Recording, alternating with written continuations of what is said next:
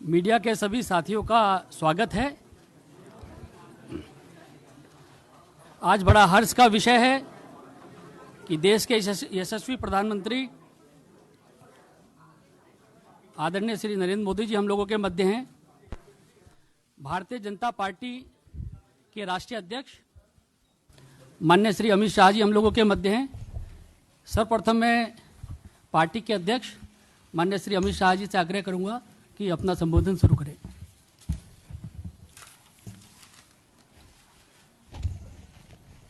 मित्रों, आप सभी का भारतीय जनता पार्टी की प्रेस वार्ता में स्वागत है। आज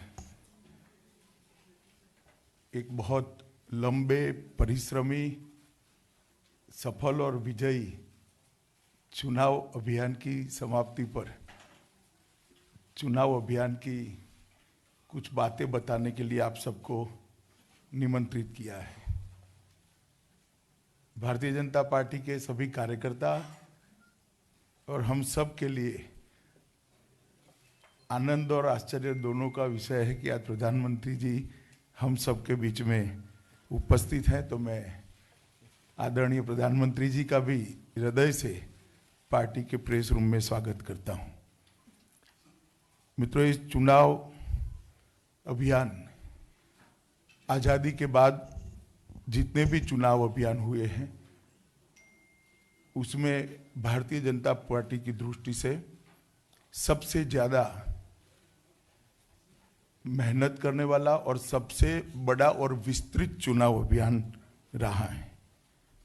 इस चुनाव में हमारा जो अनुभव आया है उसमें जनता हमसे आगे रही है।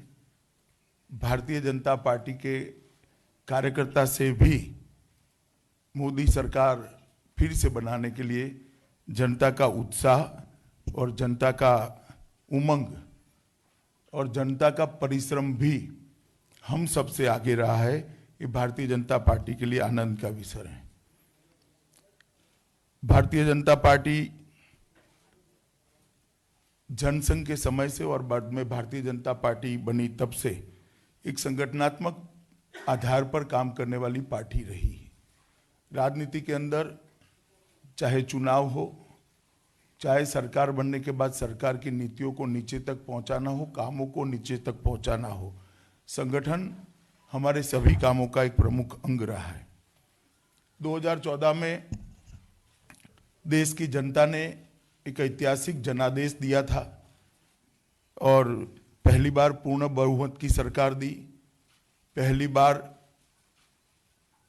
नॉन कांग्रेस पार्टी का, भाजपा का पूर्ण बहुमत का सरकार बना और देश की जनता ने एक प्रयोग किया था। हम सब भारतीय जनता पार्टी के कार्यकर्ता वो प्रयोग को नरेंद्र मोदी एक्सपेरिमेंट के नाम से चर्चा में लेते हैं और उसी वक्त से पार्टी ने तय किया था कि मोदी जी के नेतृत्व में जो ये सरकार बनी है इसके साथ ये प्रयोग विफल न हो, इसके लिए भी पार्टी पूरी चिंता करेगी और सरकार मोदी जी के नेतृत्व में जो चलेगी वो भी जनता की सभी आकांक्षाओं को पूर्ति की दिशा में काम करेगी। और मुझे आज 5 साल समाप्त होने को आए हैं। मुझे आनंद है कि नरेंद्र मोदी प्रयोग को जनता ने स्वीकारा है। मैं विश्वास के साथ कह रहा हूं कि फिर से गत चुनाव से भी बड़े बहुमत के साथ नरेंद्र मोदी सरकार फिर से बनने जा रही है। हमारा लगभग 10,35,000 बूथ में से 8,63,000 बूथों की रचना ये 5 साल में हमने समाप्त की है। 1,60,64 शक्ति केंद्र है, पोलिंग स्टेशन है, उसमें से लगभग 1,52,000 शक्ति केंद्रों पर हमारी रचना पूरी हुई है। और इस संगठन के आधार पर हमने नरेंद्र मोदी जी की सरकार ने जो कामों को किया उसको नीचे तक पहुंचाने का कंटिन्यूअस प्रयास किया है। और नरेंद्र मोदी सरकार ने भी हर 15 दिन में एक नई योजना लाकर लगभग 133 योजनाएं, देश के हर वर्ग को छूने वाली योजनाएं, हर वर्ग के जीवन स्तर को उठाने वाली योजनाएं नीचे तक पहुंचे, इसका प्रयास किया है। और प्रधानमंत्री जी स्वयं और उनका कार्यालय ये योजनाओं के क्रियान्वयन को देखता था। देश के गरीब, किसान, महिला, दलित, आदिवासी, गांव, शहर, समाज के हर वर्ग को 133 योजनाओं ने छुआ है। और 133 योजनाओं के आधार पर देश के अंदर एक नई चेतना की जागृति हुई। 2014 में एक ऐसा माहौल बना था कि मल्टी पार्टी डेमोक्रेटिक सिस्टम, हमारा parliamentary multi party democratic system देश का कल्याण कर सकता है क्या, देश को आगे ले जा सकता है क्या, एक बहुत बड़ा यक्ष प्रश्न देश की जनता के मन में था। आज देश की जनता लोकतंत्र में विश्वास को दृढ़ कर ये मानती है कि मल्टी पार्टी डेमोक्रेटिक सिस्टम हमारा जो है वो देश को आगे ले जा सकता है। इसके पीछे 133 योजनाओं का बहुत बड़ा योगदान है। हमने बूथ और शक्ति केंद्र की रचना करने के साथ साथ लगभग जितने भी चुनाव आए इसमें बहुत बड़ी सफलता हमने प्राप्त की थी। 2014 में हमारे पास 6 सरकारें थी, आज हमारे पास 16 सरकारें हैं। लगभग एक समय पर देश में 19 राज्य सरकारें भारतीय जनता पार्टी की थी। और इसका मुख्य कारण है कि 50 करोड़ गरीबों को उनके जीवन स्तर को उठाने के लिए इस सरकार ने बहुत बड़ा सफल प्रयास किया और उनके जीवन स्तर को उठाया है। घर, बिजली, गैस, शौचालय, ये सहारा पहुंचाकर उनको ये एहसास दिलाया है कि देश के विकास की योजना में उनकी भी हिस्सेदारी है। देश का विकास ये 50 करोड़ गरीबों के लिए भी है। देश के सम्मान को बहुत ऊपर तक बढ़ाने का काम किया है। पूरी दुनिया में आज भारत को एक शक्ति के नाते स्वीकृति ये 5 साल में दिलाने का काम भारतीय जनता पार्टी की नरेंद्र मोदी सरकार ने किया है। आज देश के 125 करोड़ देशवासियों के मन में देश की सुरक्षा के लिए किंचित मात्र असुरक्षा का भाव नहीं है। सब लोग मानते हैं कि मोदी जी के नेतृत्व में ये देश सुरक्षित है। हर क्षेत्र का विकास, चाहे वो कृषि हो, उद्योग हो, इंफ्रास्ट्रक्चर की बात हो, ग्रामीण इंफ्रास्ट्रक्चर की बात हो या गांव के अंदर ऑप्टिकल फाइबर पहुंचाने की बात हो, हर क्षेत्र के अंदर विकास हुआ है। किसानों के विकास के लिए भी बहुत सारी योजनाएं सफलतापूर्वक हमने की है।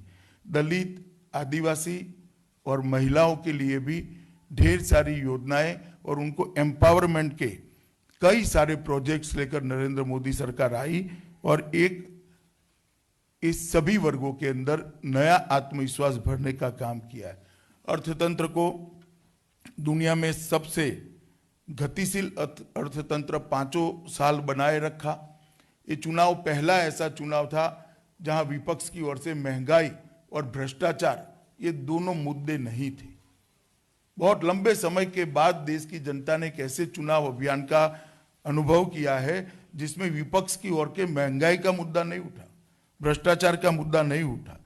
और एक प्रकार से हमारे अर्थतंत्र को 11वें नंबर से 6ठे नंबर पर, 6ठे पायदान पर लाने का काम ये 5 साल में हुआ है। और इसके कारण जनता में एक प्रचंड लहर नरेंद्र मोदी जी को फिर से प्रधानमंत्री बनाने के लिए खड़ी हुई थी।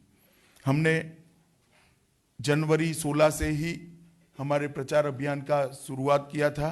सबसे पहले देश भर में बूथ सम्मेलन कर कर, क्लस्टर सम्मेलन कर कर हमने चुनाव अभियान को आगे बढ़ाया था और लगभग 150 से ज़्यादा क्लस्टर सम्मेलन हमने करे थे। हमने राष्ट्रीय स्तर पर 18 समितियों की रचना करी थी जिसमें श्री राजनाथ जी, नितिन गडकरी जी, अरुण जेटली जी, सुषमा स्वराज जी अलग अलग समितियों का नेतृत्व करते थे और वो समितियों के तत्वाधान में ये समितियां लोकसभा तक नीचे बनी। प्रदेश की लगभग 29 लोकसभा चुनाव समितियां बनी, जिसमें कुल 435 हमारे वरिष्ठ नेता थे। लोकसभा चुनाव संचालन समितियां 482 बनी, जिसमें 7,230 कार्यकर्ताओं को जिम्मेदारी दी गई। 120 लोकसभा जो भारतीय जनता पार्टी नहीं जीत पाई थी, उसको भी हमने 3 साल से लक्ष्य बनाकर काम किया था। मुझे आज कहते हुए आनंद है कि परिणाम आएंगे तब आप इसको देख लेना। 120 में से हम 80 लोकसभा क्षेत्र लड़े हैं। बहुत अच्छी सफलता हमें मिलेगी, इसका मुझे आशा है। कुल 13 प्रदेशों में 25 क्लस्टर बनाए गए, 120 लोकसभा सीटें थी और 25 हमारे वरिष्ठ नेताओं ने ये क्लस्टर को ताकत देने के लिए संगठनात्मक और राजनीतिक दौरे किए थे। हमारे लगभग 3,000 फुल टाइमर 2 साल से विधानसभा क्षेत्र और लोकसभा क्षेत्र पर काम करें। शायद ही कोई ऐसा अभियान होगा जिसमें स्वयंसेवी 3,000 पूर्णकालिक कार्यकर्ता कोई वेतन लिए बगैर पार्टी के लिए 2 साल तक एक विधानसभा क्षेत्र और एक लोकसभा क्षेत्र में रहकर भारतीय जनता पार्टी के बूथों की रचना और भारतीय जनता पार्टी के राजनीतिक कार्यक्रमों को सफल कराने के लिए आगे बढ़े हैं।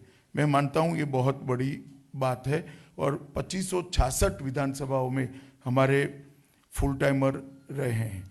इसके बाद में हमने ढेर सारे संगठनात्मक और राजनीतिक कार्यक्रम लिए थे। विस्तारक योजना मैंने कहा, विस्तारक योजना ली, शक्ति केंद्र प्रमुख सम्मेलनों की योजना ली, मेरा बूथ सबसे मजबूत, इसके तहत प्रधानमंत्री जी ने देश भर के सभी बूथों के अंदर बात कर विश्व विक्रम स्थापित हो इतने कार्यकर्ताओं से सीधी बात करी थी। प्रबुद्ध नागरिक सम्मेलन हमारे लगभग 472 लोकसभा क्षेत्रों के अंदर हुए। युवा सम्मेलन 480 लोकसभा क्षेत्र में हुए। संगठन संवाद अलग अलग स्तर पर हुआ। मेरा परिवार भाजपा परिवार, इसके तहत बहुत सारे कार्यकर्ताओं ने अपने घरों को आइडेंटिफाई करते हुए झंडा और स्टिकर लगाने का काम करा। देश भर में लगभग 3800 विधानसभाओं में कमल संदेश बाइक रैली निकाली गई। 22 करोड़ लाभार्थियों के घर में एक ही दिन दीप जलाकर कमल ज्योति संकल्प लेकर कमल दीपावली का कार्यक्रम किया गया। मैं भी चौकीदार हूं अभियान, जो दरअसल जनता में से ही उभर कर आया था, वो मैं भी चौकीदार हूं अभियान भी देश भर के अंदर चला और भारत के मन की बात के द्वारा हमारे चुनाव संकल्प पत्र को बनाने के लिए हमने बहुत सारे सुझाव इकट्ठा किए और इसमें से बहुत सारे सुझावों को लेते हुए हमारे संकल्प पत्र को हमने फाइनल स्वरूप दिया था। देश भर में हमने 161 कॉल सेंटर बनाए गए। 161 कॉल सेंटरों ने 6 महीने तक काम किया और 15,682 कॉलर्स, जिसमें से अधिकांश हमारे कार्यकर्ता थे, ये देश भर में बैठकर 2 लोकसभा क्षेत्रों के बीच में एक इस प्रकार से कॉल सेंटर बने। नॉर्थ ईस्ट में बड़ा क्लस्टर बनाया था और ये 15,682 कॉलर ने लगभग 24 करोड़ 81 लाख लाभार्थियों के संपर्क करने का अभियान चलाया। बहुत बड़ा अभियान है, 6 महीने में चला है। 24 लाख 81 करोड़ लाभार्थी हमारी 16 राज्य सरकारें और केंद्र सरकार के मिलाकर हमने करे हैं। इसके आधार पर एक बहुत बड़ा जनसंपर्क लाभार्थियों का हमने करने का काम किया। इस चुनाव की सबसे बड़ी बात रही कि नरेंद्र मोदी सरकार के किए गए काम और प्रधानमंत्री जी के लिए लोगों का जो लगाव है, इसके कारण प्रधानमंत्री जी की लोकप्रियता के कारण ढेर सारे वॉलंटियर्स हमें प्राप्त हुए, जो भारतीय जनता पार्टी के कार्यकर्ता नहीं थे, परंतु भारतीय जनता पार्टी फिर से चुनकर आए और प्रधानमंत्री जी फिर से नरेंद्र मोदी जी देश के प्रधानमंत्री बने। इसके लिए काम करने वाले करोड़ों लोगों को मैंने इस चुनाव में देखा है।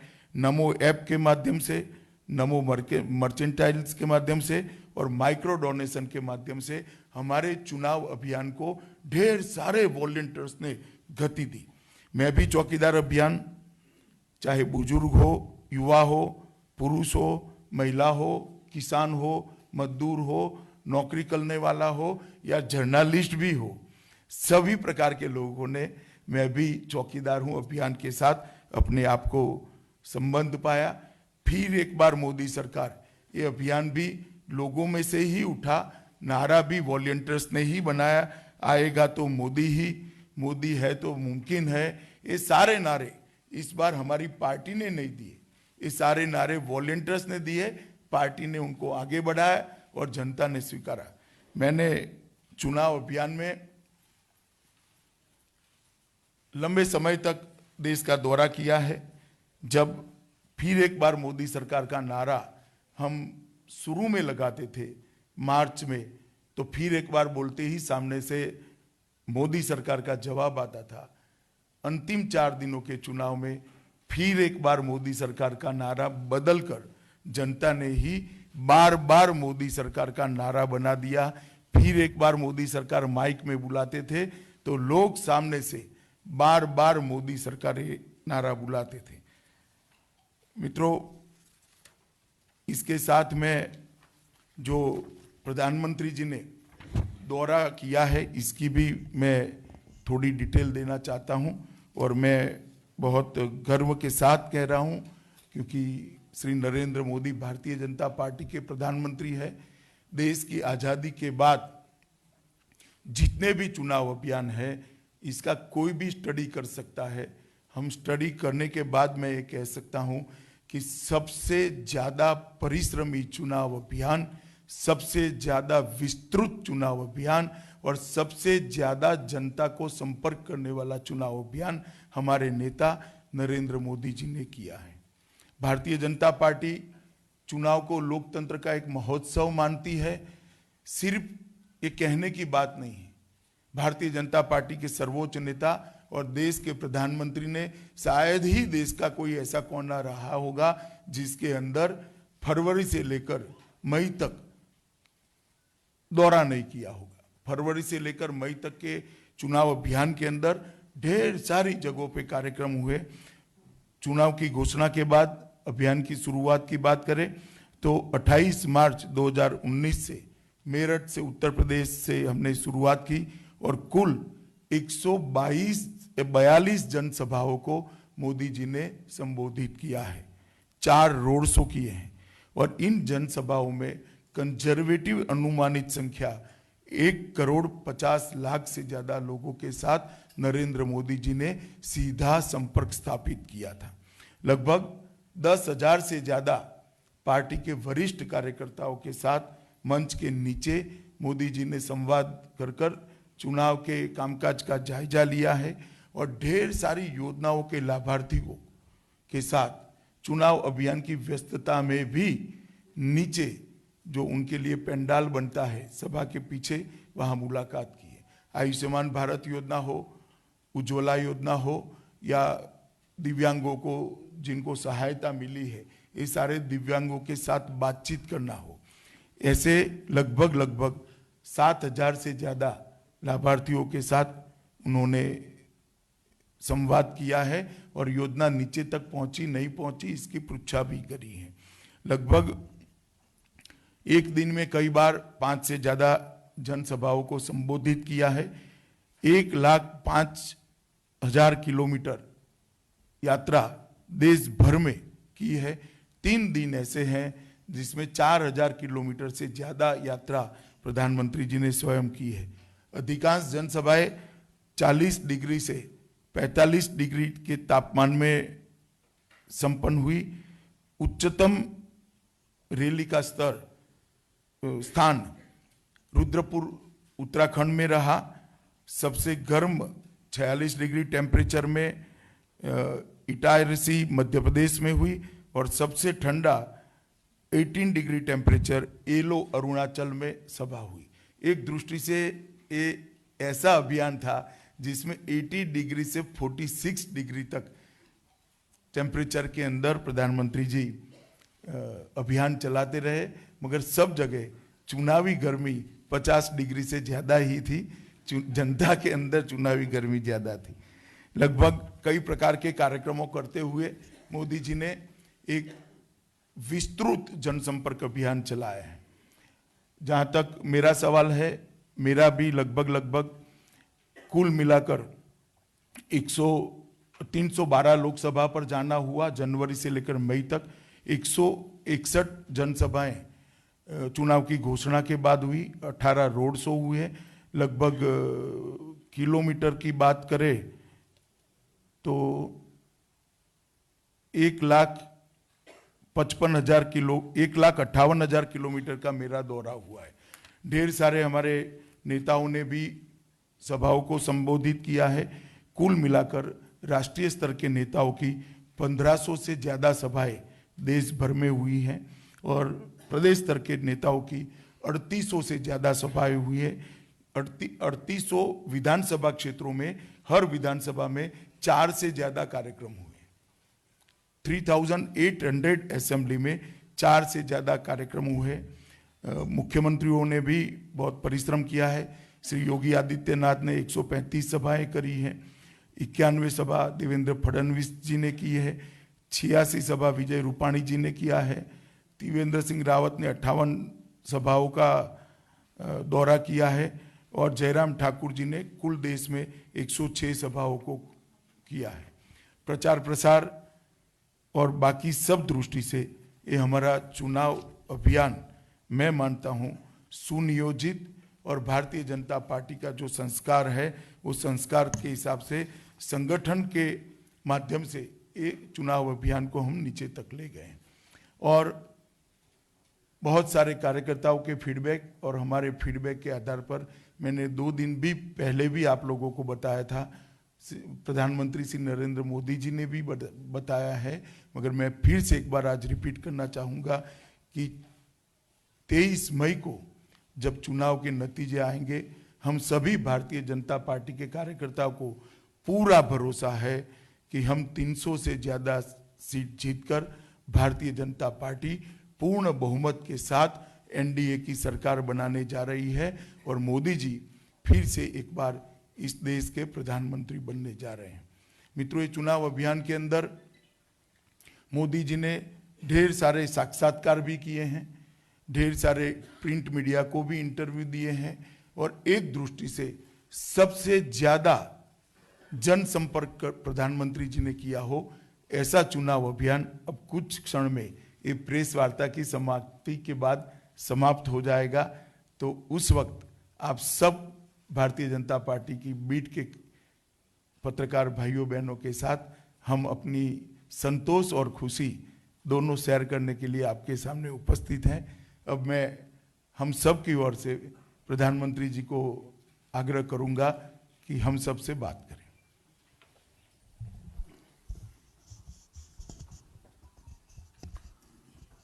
नमस्कार दोस्तों,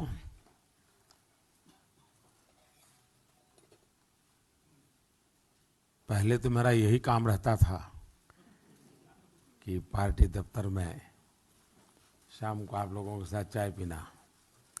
अब काफ़ी लोग बदल गए हैं, टीम काफ़ी, कुछ लोग पुराने अभी भी दिखते हैं, लेकिन मुझे अच्छा लगा आज मुझे आपके बीच आने का अवसर मिला। वैसे मुझे आने में थोड़ी देरी हुई, थोड़ा आपको इंतज़ार करना पड़ा।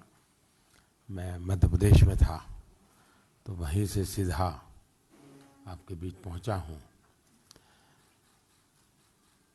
और आज इसके बाद शायद अध्यक्ष जी ने मेरे लिए कोई काम नहीं रखा है। कार्यकर्ताओं को मिलना अभी है, इसके बाद भी है। सभी समितियों के साथ मोदी जी का संवाद है, एक आभार दर्शन का कार्यक्रम।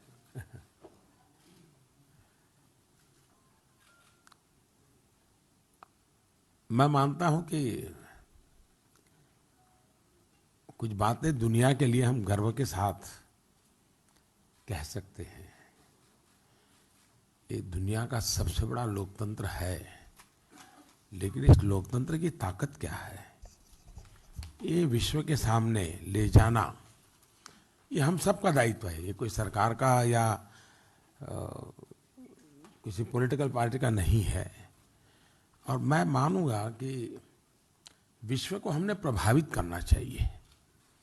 कि हमारी डेमोक्रेसी कितनी वाइब्रेंट है, कितनी विविधताओं से भरी हुई है, कितनी अच्छाइयाँ है उसमें। अब इतना बड़ा चुनाव चल रहा है, 2 चुनाव ऐसे गए 2009 और 14 के आईपीएल मैच को भी बाहर ले जाना पड़ा था।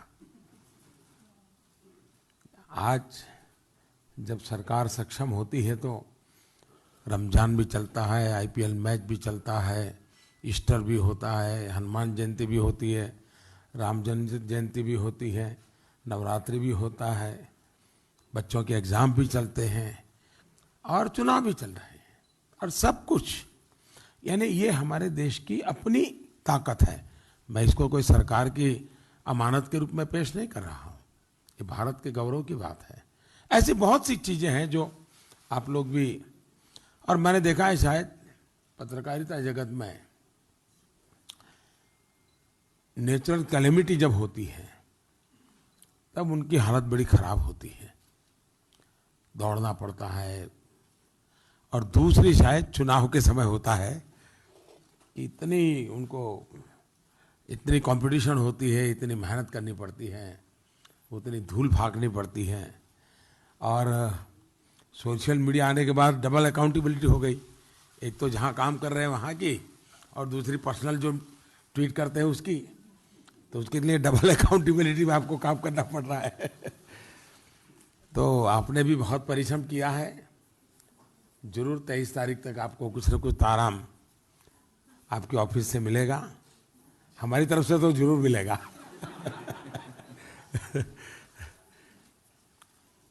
लेकिन बहुत शानदार रहा चुनाव, एक सकारात्मक भाव से चुनाव हुआ और थोड़ा वेरीफाई कर लेना चाहिए, लेकिन मेरा मोटा मोटा मत है कि पूर्ण बहुमत वाली सरकार 5 साल पूरे करके दोबारा जीत करके आए, ये शायद देश में बहुत लंबे अरसे के बाद हो रहा है, बहुत लंबे अरसे के बाद हो रहा है। ये अपने आप में बड़ी बात है। दूसरा, तय करके के चुनाव लड़ा गया और चुनाव में सरकार बनती हो, वैसा भी बहुत कम हुआ है। बीच में जितनी सरकारें बनी तो परिस्थिति ने जो बना दिया, उसको किसी को 1 साल मिल गया, 2 साल मिल गया, या तो किसी पारिवारिक परंपरा से मिल गया। देश में एक्चुअली जनता के बीच में निर्णय करने का अवसर आया हो और उसमें सरकार बनती हो, ये मौका 14 में मिला और दूसरा मौका अभी 19 में मिल रहा है। कभी न कभी इसका एनालिसिस आपके यहाँ जो पंडित लोग हैं उन्होंने जरूर करना चाहिए। आपको लोगों को तो शायद उतनी स्पेस मिलती नहीं है, आपको तो थोड़ा चीजें दे करके दिन गुजारना पड़ता है, लेकिन जरूर जब आप एडिट बोर्ड में मिलने जुलने का मौका मिलता होगा तो जरूर ये बातें आप उनसे कर सकते हैं। लेकिन मेरा बहुत सुखद अनुभव रहा है। जब मैं चुनाव के लिए निकला तब ये मन बना करके निकला था और आज आखिरी सभा तक उसी बात को मैं बराबर अपने आप को उसी धार पे रखा हूं। और मैंने देशवासियों को ये कहा था कि मैं आपके पास आया हूं धन्यवाद करने के लिए। 5 साल मुझे देश ने जो सहकार दिया, आशीर्वाद दिया, अनेक उतार चढ़ाव आए होंगे, अनेक मोड़ आए होंगे, लेकिन हर समय देश साथ रहा। और इसलिए मेरे लिए चुनाव अभियान एक प्रकार से 5 साल का जनता जनार्दन के सहयोग का धन्यवाद अभियान था। और मैं जहां पहुंच सकूं पहुंच करके मैंने धन्यवाद ज्ञापन किया है। आप लोगों के बीच भी मैं धन्यवाद करने के लिए आया हूं और आपके माध्यम से देशवासियों का भी धन्यवाद करना चाहता हूं। और दूसरा, धन्यवाद के साथ मैंने ये भी कहा कि जिन यात्रा को हमने शुरू किया है उसको आगे बढ़ाने के लिए हमें आशीर्वाद चाहिए। और मैं देख रहा हूं कि जनता पहले से ज्यादा बढ़ चढ़ करके आशीर्वाद दे रही है।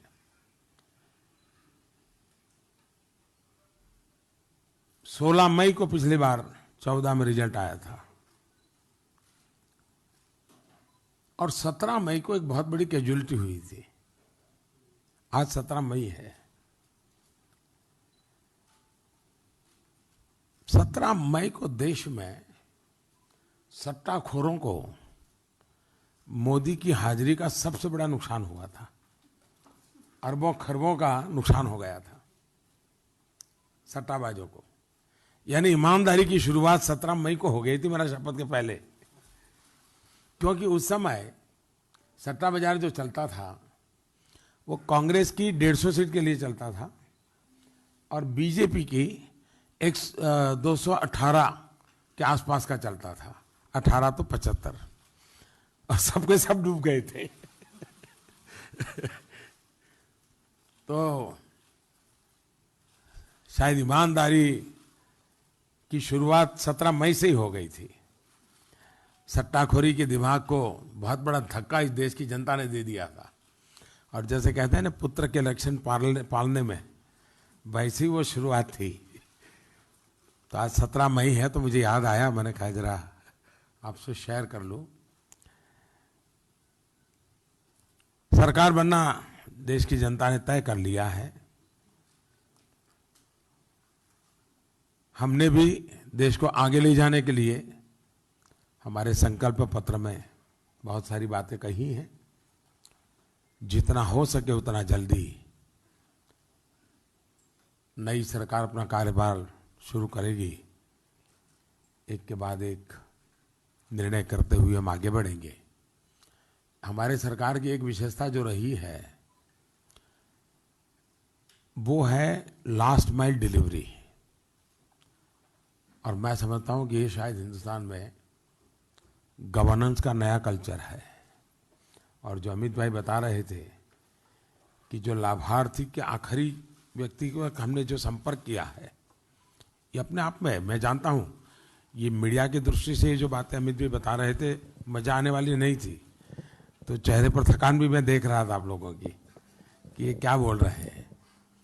लेकिन कितना बड़ा परिश्रम के बाद ये होता है, कितनी बड़ी ताकत लगती है। एक संगठन के आधार पर चुनाव कैसे लड़ा जाता है, ये अपने आप में लोकतंत्र की असली ताकत है। ठीक है, अभी शायद ये आपाधापी में, तू मैमे की दुनिया में इन चीजों के लिए लिखने के लिए आपको स्पेस भी नहीं मिलेगा। इवन इलेक्ट्रॉनिक मीडिया में भी शायद आपके लिए 2-5 सेकंड से ज्यादा कुछ मिलेगा नहीं।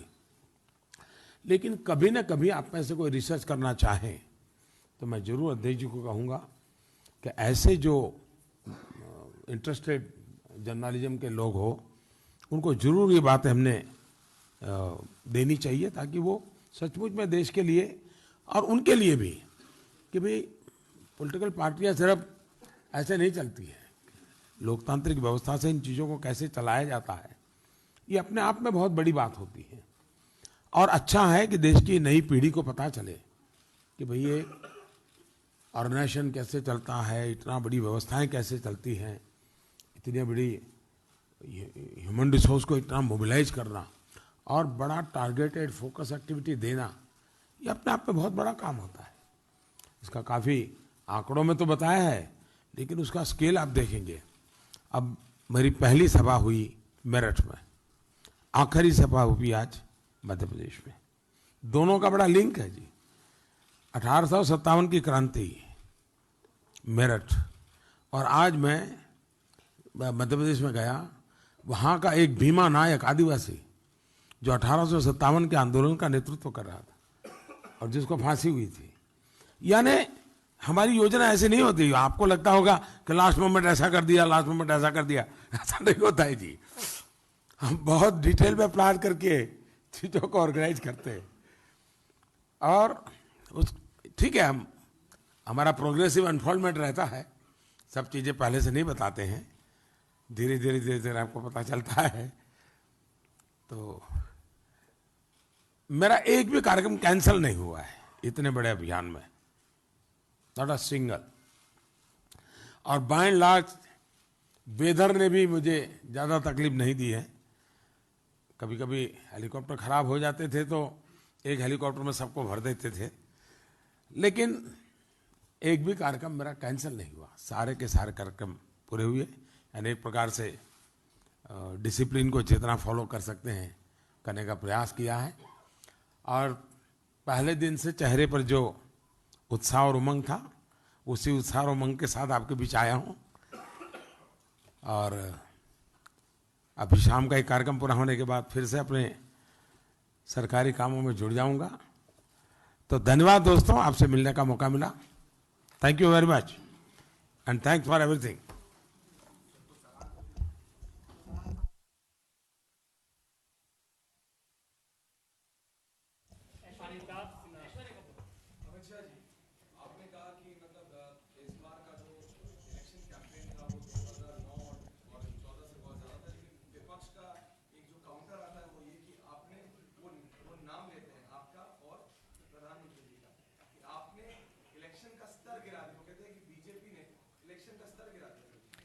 देखिए,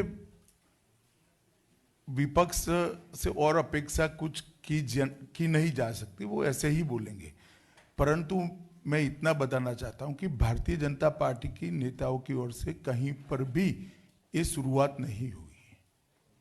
अब मुद्दों को बताना, भ्रष्टाचार की बात करना, भ्रष्टाचार के बारे में उल्लेख करना, उसको अगर आप स्तर गिराना चाहते हो तो मैं मानता हूं कि भ्रष्टाचार के मुद्दों को जनता के सामने रखना हमारा लोकतांत्रिक दायित्व भी है और अधिकार भी है। मगर आप किसी के भ्रष्टाचार को बात करो और उसको आप स्तर गिराना कहते हो तो वो ठीक नहीं है।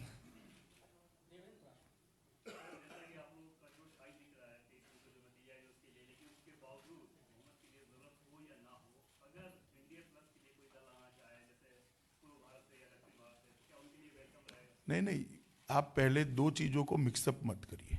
सरकार बनाने के लिए भारतीय जनता पार्टी के स्वयं के पास पूर्ण बहुमत होगा। हम 300 से ज्यादा सीट प्राप्त करेंगे, ये हमारा पूर्ण विश्वास है, इसमें कोई कंफ्यूजन का सवाल ही नहीं है।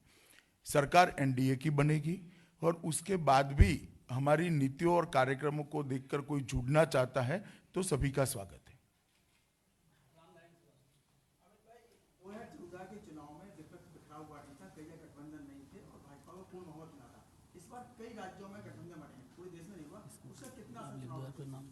देखिए, हमने 2014 से ही 50% की लड़ाई की तैयारी की थी और जिस प्रकार से नरेंद्र मोदी सरकार का परफॉर्मेंस रहा, मैं आपको दो आंकड़े कहना चाहता हूं।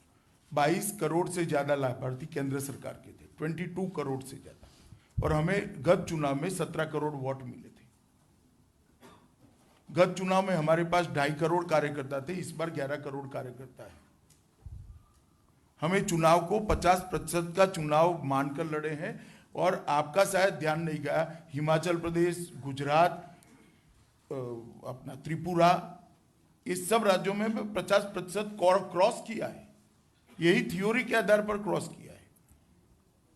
और मुझे पूरा भरोसा है कि अब ये जमाना चला गया है कि दो नेता दिल्ली के ड्राइंग रूम में हाथ मिलाएंगे तो उनके पीछे मतदाता बंधुआ मजदूर होकर चला जाएगा। मतदाता अपना मत खुद तय करता है, अपना वोट खुद तय करता है और देश के और अपने क्षेत्र के भले के लिए उसका उपयोग करता है। अमिताभ सिन्हा।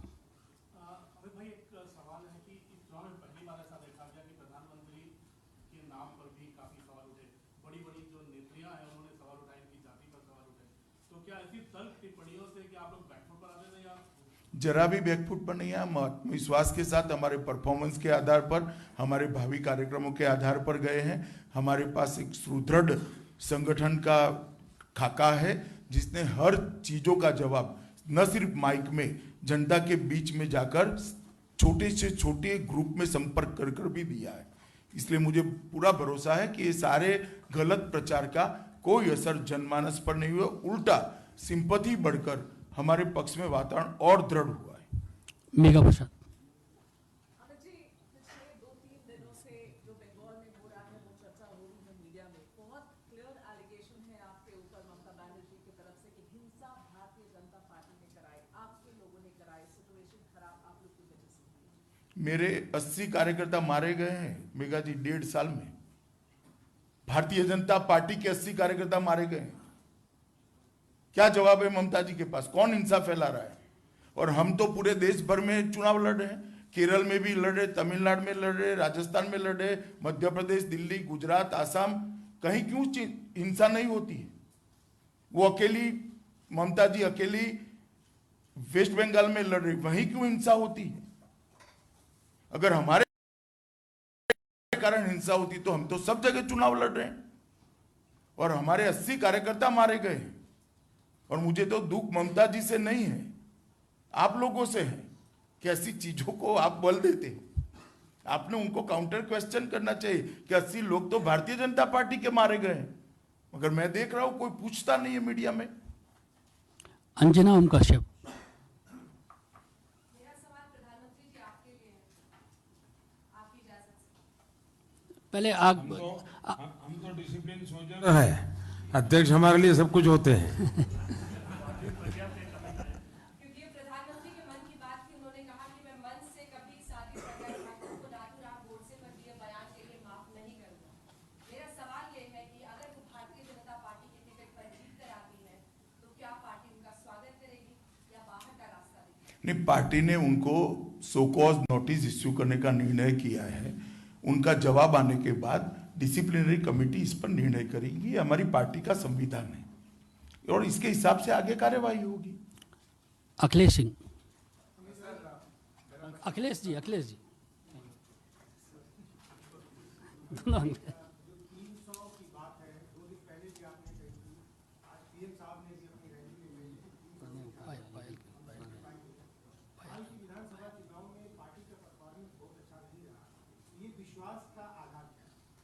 विश्वास का आधार 5 साल में नरेंद्र मोदी सरकार ने जो काम की है वो काम, और हमारा चुनाव अभियान में जो जनता से रिस्पांस मिला है वो रिस्पांस का एनालिसिस करने के बाद मैं कह रहा हूं कि हम 300 से ज्यादा सीटें जीतेंगे।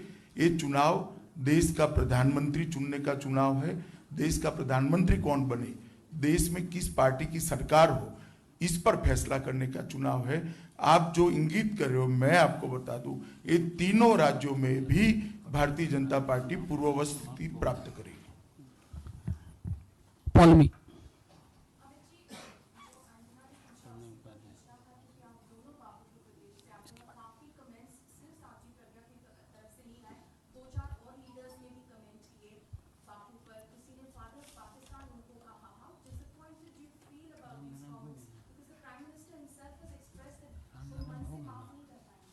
नहीं, पूरी भारतीय जनता पार्टी को खेद है, इसीलिए प्रॉम्प्ट एक्शन लिए गए हैं।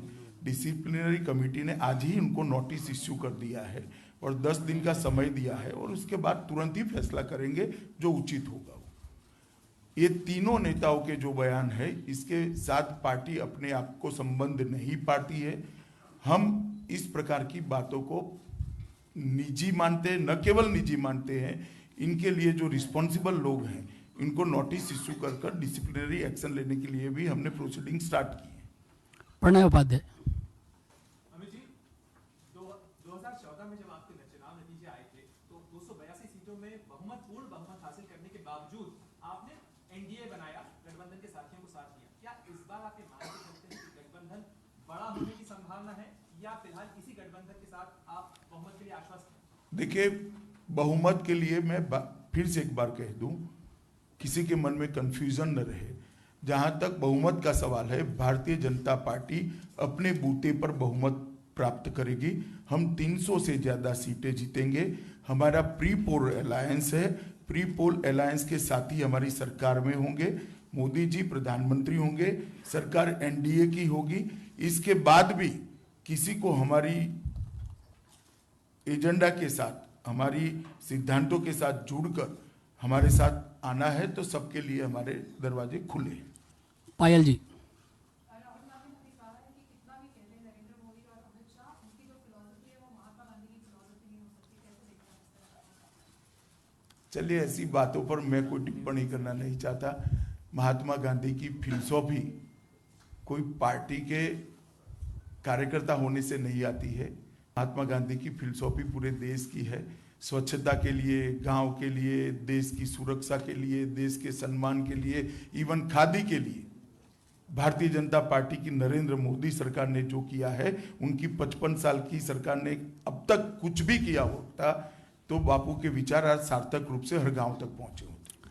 अखिलेश शर्मा। सर मेरा सवाल प्रधानमंत्री से था कि क्योंकि आपकी पहली प्रेस कॉन्फ्रेंस से आप पहला सवाल ये कि विपक्षी पार्टियां खिचड़ी पकाने लग गई है। 23 तारीख को सोनिया गांधी जी ने मीटिंग बुला ली है, उधर जो है केसीआर साहब वो सबसे मुलाकात कर रहे हैं, तो ऐसे में इनके लिए आपका क्या सर? देखिए, हमें पूरा भरोसा है कि हम चुनाव जीतने जा रहे हैं। 6 बजे तक चुनाव अभियान था, हम जनता के संपर्क में रहे हैं। उनको लगता है कि मैदान में अब कोई काम नहीं रहा है तो वो ड्राइंग रूम की मीटिंग कर रहे हैं। Lease Matthew. सर आपने प्रज्ञा ठाकुर को जब कैंडिडेट बनाया बहुत कंट्रोवर्सी आया था, बहुत क्रिटिसिज्म आया था, तब से आपको अभी 2 बार पार्टी को इससे सवाल पूछना पड़ा। एक तो हेमंत करकरे के बारे में बोला, इसके बाद अभी नाथुराम गोडसे के बारे में बोला। आपको do you regret the decision that you have ना जी, जरा भी नहीं। 2 इश्यू अलग हैं। प्रज्ञा ठाकुर का कैंडिडेचर ये फर्जी भगवा टेरर के फर्जी केस के खिलाफ हमारा सत्याग्रह है। देश की सुरक्षा के साथ वोट बैंक की राजनीति के कारण कांग्रेस सरकार ने जो कॉम्प्रोमाइज किया, इसके सामने हमारा सत्याग्रह है। मैं एक छोटा सा सवाल आप सबको पूछना चाहता हूं, आपके माध्यम से कांग्रेस पार्टी को पूछना चाहता हूं। समझौता एक्सप्रेस में कुछ लोग पहले पकड़े गए थे। सीबीआई ने कहा कि ये एलईटी से संबंध लोग हैं। अमेरिकन एजेंसियों ने भी इसका समर्थन किया है कि एलईटी से संबंध लोग हैं। एक फर्जी केस भगवा टेरर का बनाया जिसमें सब लोग बरी हो चुके हैं, और भगवा टेरर काल्पनिक बातें देश की अदालत ने अब कह चुकी है। तो जिन लोगों को छोड़ दिया, 5-5 लाख रुपया मुआवजा दिया और सुरक्षा के साथ समझौता किया सिर्फ वोट बैंक की पॉलिटिक्स करने के लिए, इसके लिए कौन जिम्मेदार है? कांग्रेस पार्टी जिम्मेदार है। कांग्रेस अध्यक्ष ने आज भी मेरा मांग है कि ये जो घटना हुई है पूरी हिंदू संस्कृति को दुनिया में बदनाम किया है, देश की सुरक्षा के साथ आपने समझौता किया है, इसलिए कांग्रेस अध्यक्ष ने देश से माफी मांगनी चाहिए। नीलू रंजन।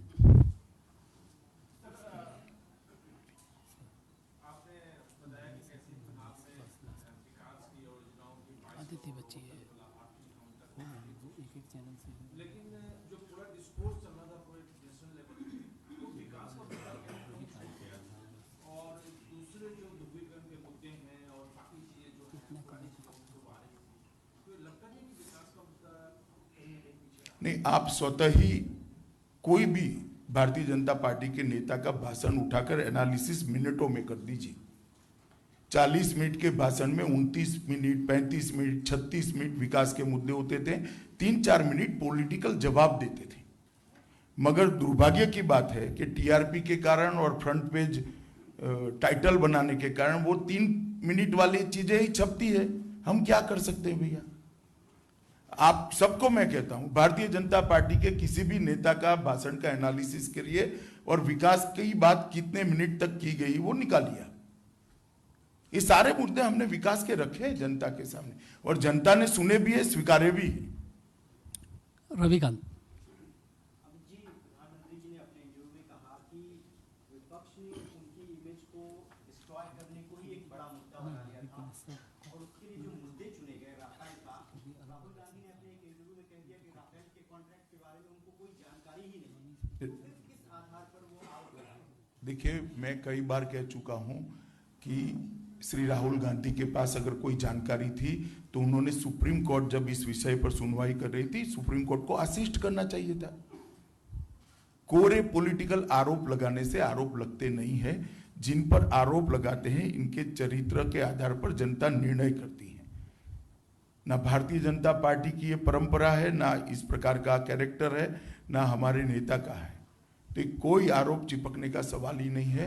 राफेल डील के अंदर डिफेंस प्रोक्योरमेंट प्रोसीजर के अंदर कहीं कॉम्प्रोमाइज नहीं हुआ है, कोई किसी भी प्रकार का फेवरेटिज्म नहीं हुआ है, ना एक कानी पाई का भी भ्रष्टाचार हुआ है। Aditya times now.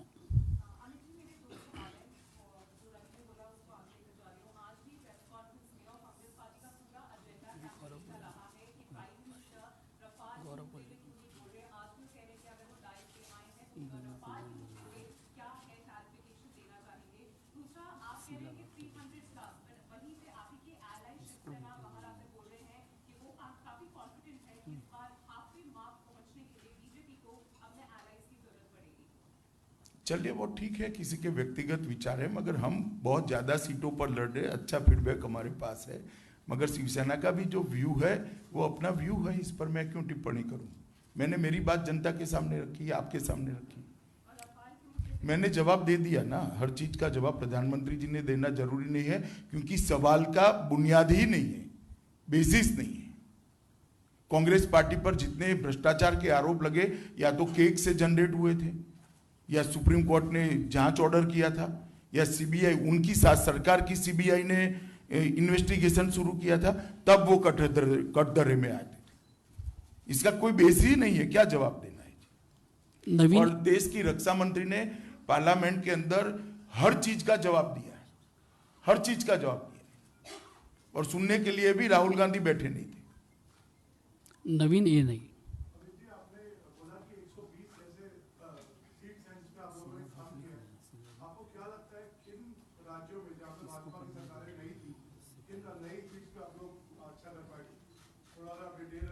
नहीं देखिए, हम नॉर्थ ईस्ट में अच्छा करेंगे, बंगाल में तो बहुत अच्छा करेंगे, उड़ीसा में भी अच्छा करेंगे, और दक्षिण में के सभी राज्यों में भी हमारी स्थिति में मत प्रतिशत और सीटों में हम सुधार करेंगे।